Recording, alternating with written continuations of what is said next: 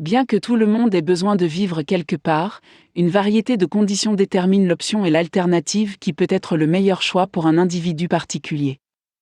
Une combinaison de facteurs, dont la situation financière, la sécurité de l'emploi, réelle et perçue, le crédit personnel, et les cotes et rapports de crédit qui y sont associés, la zone de confort, la philosophie personnelle, les objectifs, les besoins et les priorités, etc. contribuent à déterminer ce qui est le plus logique ou non pour une personne ou une famille donnée. Bien qu'il existe de nombreux types d'options et d'alternatives en termes de type de logement pour lequel on opte, cet article tentera de considérer, d'examiner, de passer en revue et de discuter brièvement de 6 options de logement spécifiques.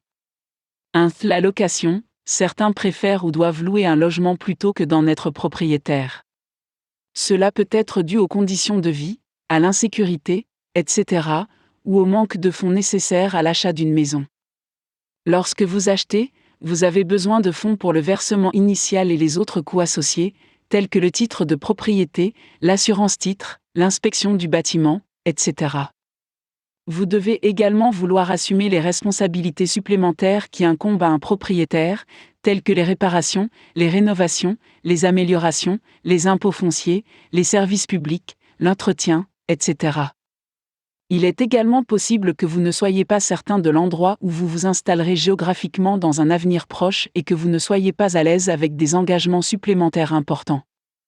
2. Louer. Pour posséder, dans certains cas, un propriétaire peut offrir sa propriété sur la base d'une location-accession à la propriété, ce qui signifie qu'au début, on paie un loyer et qu'un certain pourcentage de ces paiements peut être appliqué à un achat futur, dans un délai spécifique. 3. Maison de départ. Êtes-vous à la recherche de ce que vous considérez comme la maison de vos rêves, dans laquelle vous passerez une grande partie de votre vie, ou s'agit-il d'une maison de démarrage, afin que vous puissiez être propriétaire, plutôt que locataire, et, avec un peu de chance, construire une valeur nette, qui pourrait vous aider à payer des améliorations futures du logement, etc. 4. Résidence à plus long terme. Votre objectif est-il d'acheter une maison qui vous servira de domicile à long terme et en avez-vous les moyens ? Avez-vous confiance en votre capacité financière, en votre stabilité économique et professionnelle et en votre sécurité, et avez-vous les fonds disponibles pour un acompte, les frais de clôture et tous les fonds de réserve nécessaires pour des réparations, des rénovations, des améliorations, etc. 5. Multiples familles. Certains préfèrent ou doivent acheter une maison multifamiliale. Aimez-vous l'idée d'être un propriétaire, et les responsabilités qui y sont associées, etc. Certains choisissent cette voie parce qu'ils souhaitent payer les coûts de la propriété avec les loyers perçus. D'autres ne veulent pas être propriétaires, ou ne sont pas à l'aise avec les responsabilités. Est-ce que cela vous convient ? 6. Coopérative et condominium. Alors que la propriété d'un condominium est considérée comme un bien immobilier, les coopératives ne le sont pas.